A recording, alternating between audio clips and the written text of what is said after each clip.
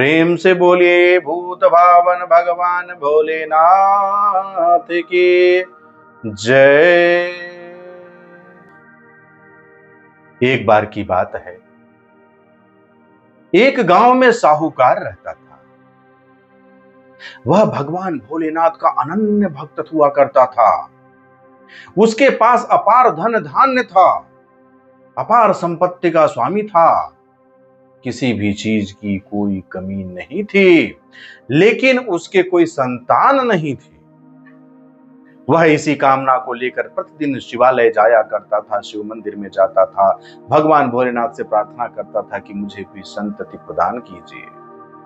प्रतिदिन शिवालय जाकर के श्रद्धा भाव से भगवान शिव की पूजा अर्चना किया करता था।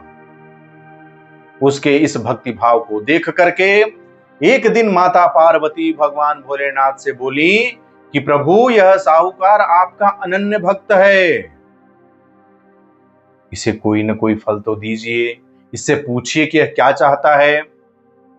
तब भगवान भोलेनाथ कहते हैं कि देवी, यह साहूकार संतति की इच्छा से मेरी पूजा कर रहा है, लेकिन दुर्भाग्यवश इसके भाग्य में संतान सुख है ही नहीं,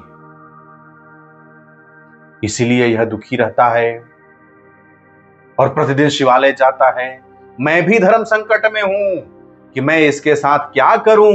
इसके भाग्य में तो संतान सुख है ही नहीं, तो मैं इसे संतान कैसे दे सकता हूं।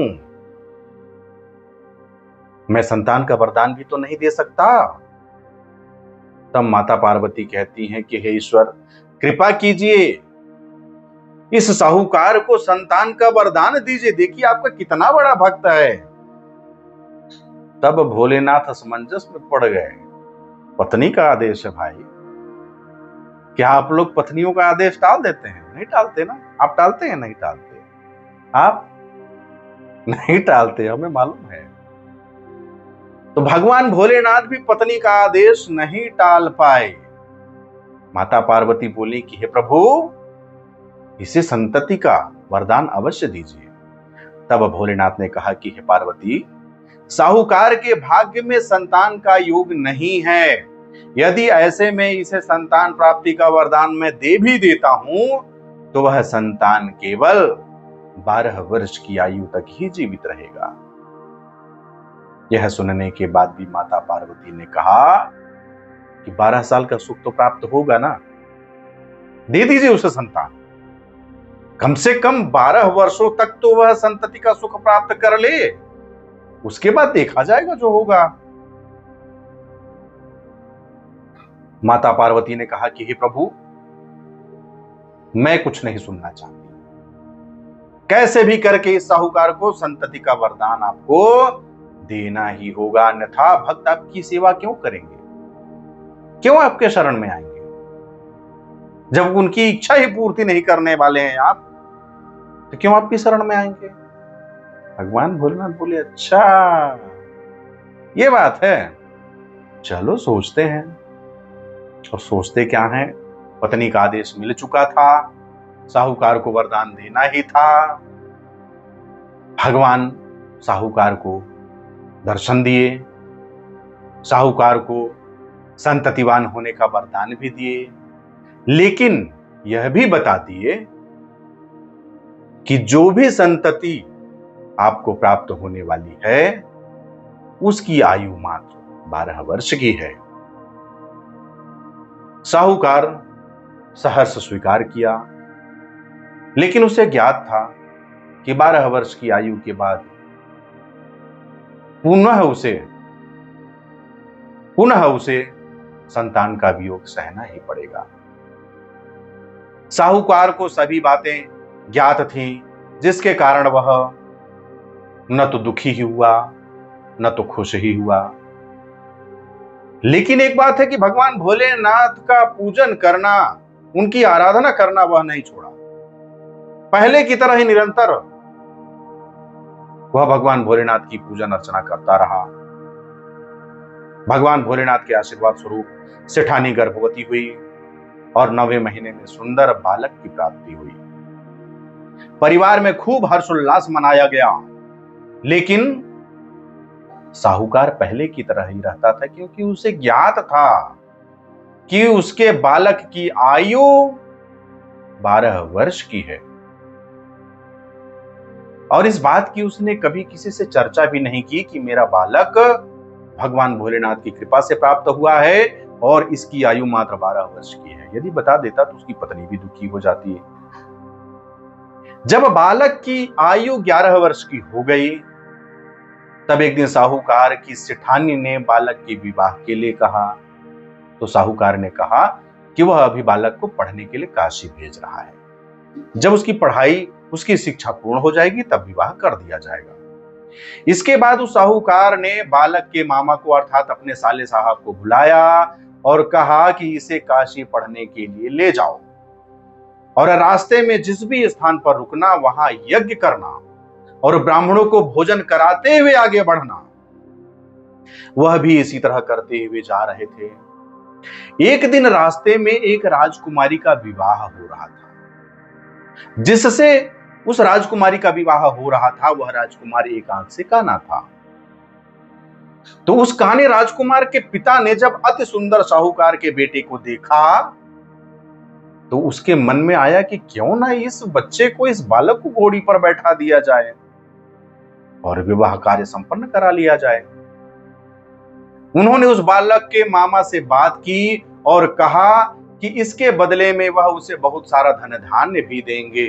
यह बात सुनकर बालक के मामा विवाह के लिए राजी हो गए। इसके बाद साहूकार के बेटे को विवाह की वेदी पर बैठा दिया गया। जब विवाह कार्य संपन्न हो गया तो जाने से पहले साहूकार के बेटे ने राजकुमारी की चुंदरी के पल्ले पर लिख दिया कि तेरा विवाह तो मेरे साथ हुआ है, लेकिन जिस राजकुमार के साथ तुम्हें विदा किया जाएगा वह तो एक आंख का काना है।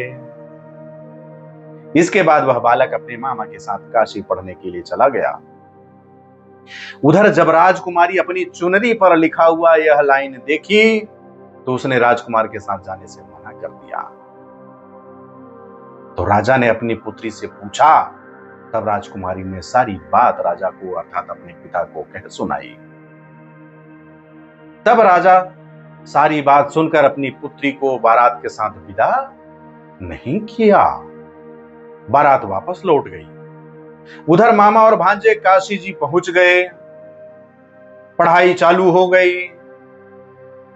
एक दिन जब मामा ने यज्ञ रचा था और भांजा बहुत देर तक बाहर नहीं निकला, तब मामा ने अंदर जाकर के देखा तो भांजे के प्राण पखेरु उड़ चुके थे। वह मृत शरीर पड़ा हुआ था।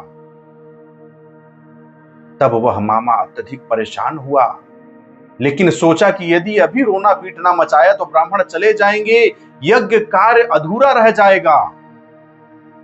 जब यज्ञ संपन्न हुआ तो मामा ने रोना पीटना शुरू कर दिया। उसी समय शिव पार्वती उधर से भ्रमण करते हुए आगे बढ़ते जा रहे थे। तो माता पार्वती ने शिव जी से पूछा कि प्रभु यह कौन है, कौन रो रहा है। तभी उन्हें पता चला कि यह तो भोलेनाथ के आशीर्वाद से जन्मा साहूकार का पुत्र है, जो अब मृत हो चुका है, मृत्यु को प्राप्त हो चुका है। तब माता पार्वती पुनः कहती हैं कि हे स्वामी, इसे जीवित कर दीजिए, अन्यथा रोते रोते ना इसके माता पिता का भी देहांत हो जाएगा, उनके भी प्राण निकल जाएंगे। इसलिए प्रभु इस बालक को जीवित कर दीजिए। फिर से पत्नी का सिफारिश लगा भैया। तब भोलेनाथ ने कहा कि हे पार्वती, इसकी आयु इतनी ही थी, वह अपनी आयु जी चुका है।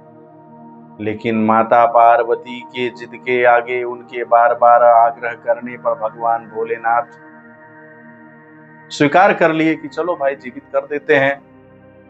भगवान भोलेनाथ ने उस मृत बालक को जीवित कर दिया। और लड़का जब उठा तो उसके मुंह से सबसे पहले निकला ओम नमः शिवाय। जी, ओम नमः शिवाय मंत्र का जाप करते हुए बालक जीवित हो उठा। और मामा भांजे दोनों ने ईश्वर को धन्यवाद दिया और अपनी नगरी को लौट गए। रास्ते में पुनः वही नगर पड़ा जहां उस लड़के का विवाह हुआ था।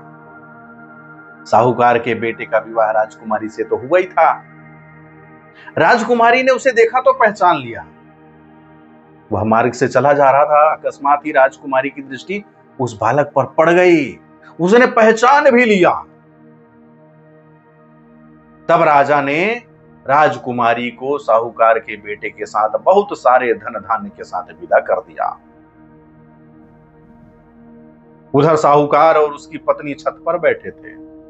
उन्होंने यह प्रण रखा था कि यदि उनका पुत्र सकुशल न लौटा तो वे छत से कूदकर अपने प्राण त्याग देंगे।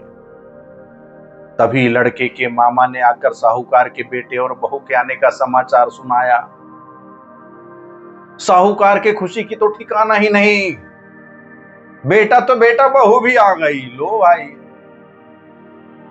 पहले तो वे मान ही नहीं रहे थे। कैसे हो सकता है? भगवान शिव कैसे झूठे हो सकते हैं? वही तो बोले थे 12 साल का है, 12 साल के बाद ये चला जाएगा। लेकिन मामा बोला, जीजा जी सच में, चलिए देख लीजिए।